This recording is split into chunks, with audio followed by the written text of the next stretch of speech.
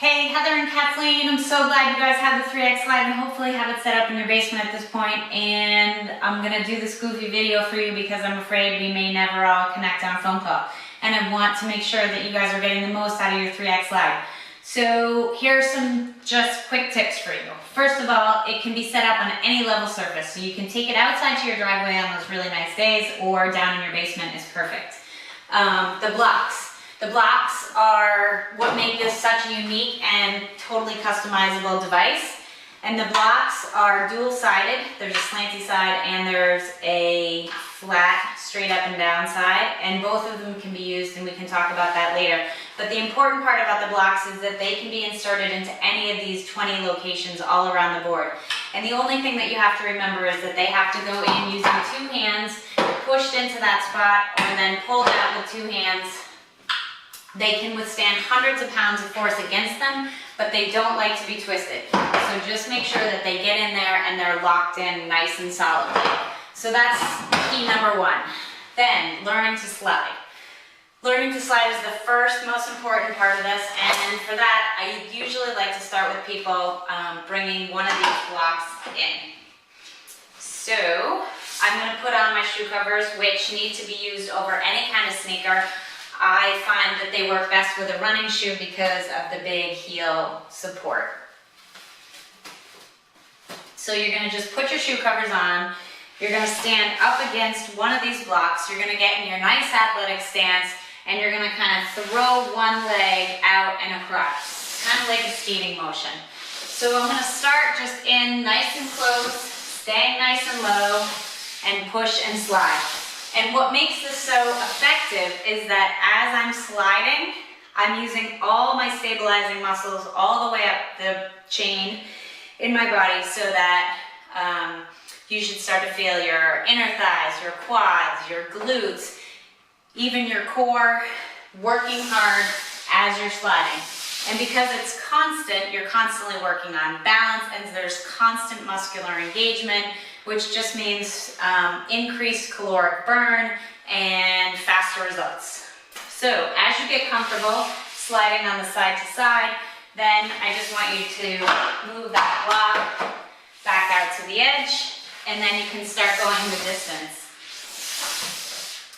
The next thing that I'm going to clue you into is that I look at this like a clock face. So when I'm standing in the middle of my board, this is my 12 o'clock block right in front of me. This is my 1 o'clock, my 3 o'clock, my 5 o'clock, my 6 o'clock, 7 o'clock, 9 o'clock, and 11 o'clock. And I find that with most of my directional cueing, it makes it much easier if we talk about it like a clock face. So the way I usually start a warm-up is with everybody on their 3 o'clock block, and we start working on hip motion. Hip motion, I know for you guys is going to be key for the traveling that Kathleen and that both of you are doing. All that time spent sitting, spent driving, spent in this hunched over position. We really want to teach you to load up the butt and use that so that you're not getting low back pain. We want you to strengthen your core. We want you to work on those inner thighs, and we want to work on hip range of motion. So the way we're going to do that is we're going to start to move around the board in different directions. So if you only do two things, you're going to learn to slide, and you're going to learn to slide while changing direction. So I call it hip opening up, but I'm going to start on my 3 o'clock block, and I'm going to open up to my 7 o'clock, and then I'm going to slide directly across. And then I'm going to open up to my 6, and then directly across. And then I'm going to open up and directly across. And I'm going to make my way around the board just like that.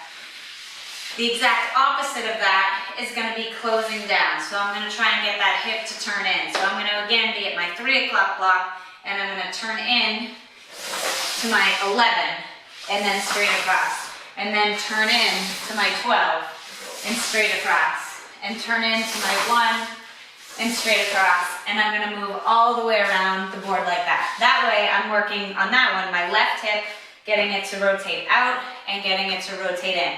And then of course, whatever I do on one side, I'm going to do on the other. So I'd move over here and I would do the same thing. I would open up and I would close down, moving from my 9 o'clock block. I think that the next key piece is being able to get comfortable on the ground and using this for core and for stretching. So if you start in a push-up position with your feet on 6, you just put your hands wherever it's comfortable for you.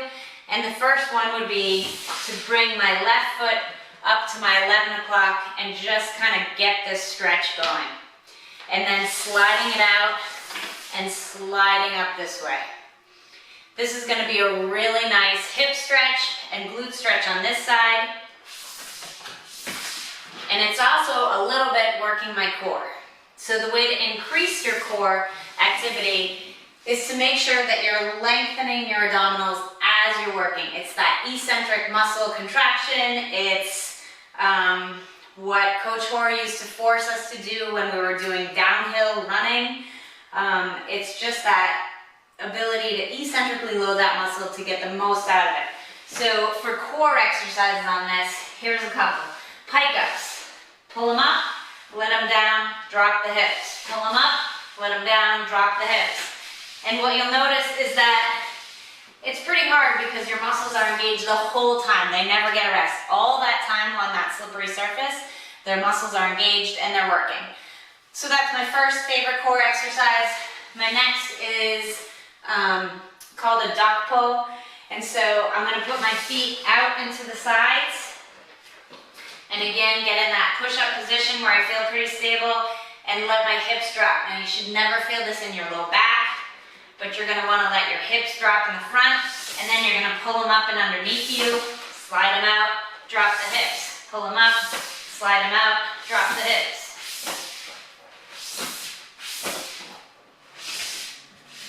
So that's great. And then my last favorite one, and this is for obliques and any of that rotational bit, I'm going to pull in for this my 6 o'clock and my 12 o'clock block,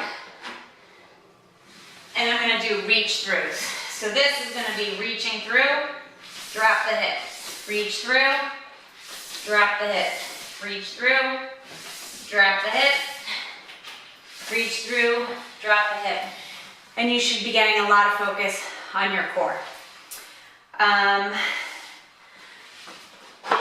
Okay. Lunging is another key exercise on here. So I'm going to take off one shoe cover, and then I can add weights to this or not. But if I take off one and I keep my sliding foot really working hard, I'm going to work on lunges, multi-directional lunges, key. So I'm going to lunge to my 1 o'clock block, and I'm going to slide myself out of it. And I'm going to slide into it, and I'm going to slide out, and slide in, and slide out. And what, again, makes this so effective is that constant muscular engagement as I'm sliding. I'm controlling that deceleration. I'm controlling that foot going in. I'm going to make sure this foot is pointing towards my 12 o'clock block the whole time. I'm going to get a little bit of internal rotation here on that hip, and I'm going to slide out. Slide in and slide out, slide in and slide out. And obviously what's great about this is I can change that exercise to make it easier or harder just by where I place my stationary foot. So if I'm closer to the block, the lunge becomes a little bit less. And if I'm further away, then the lunge becomes a little bit more. And I'm just working hard to control that motion both on the way out and on the slide back in. So I like lunging with it. You can do that to the side. You can do forward lunging like this. And I can do backward lunging like this.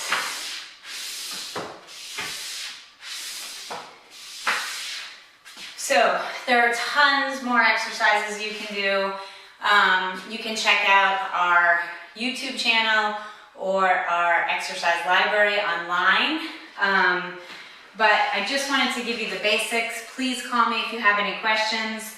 I think the only other thing that is key in caring for your board is Armor All wipes are what make it super slippery. So the Protectant Armor All wipes, I get it and I use it maybe once a week to just kind of wipe down the board. and then making sure that you're storing it flat. So on any level surface, storing it flat, or storing it in that carry bag and just hanging it on a hook on the wall.